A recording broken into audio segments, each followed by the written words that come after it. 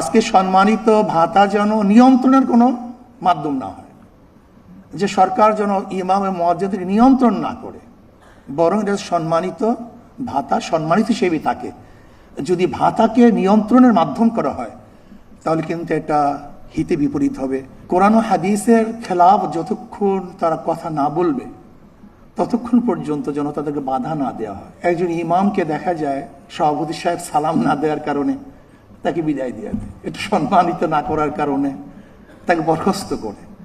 হয়তো বাজারটা ঠিক মতো মুয়াজ্জিন সাহেব সেক্রেটারি সাহেবের বাড়ি পৌঁছানো না কারণে তাকে বরখাস্ত করে দেয়। আমি আজকে আমার প্রধানমন্ত্রীকে অনুরোধ করব, একটা নির্দিষ্ট নীতিমালা থাকা চাই যে কোন কারণে তাকে বরখাস্ত করা হবে। মাশাআল্লাহ, আলহামদুলিল্লাহ, জাযাকাল্লাহ। কেন বরখাস্ত করা হবে?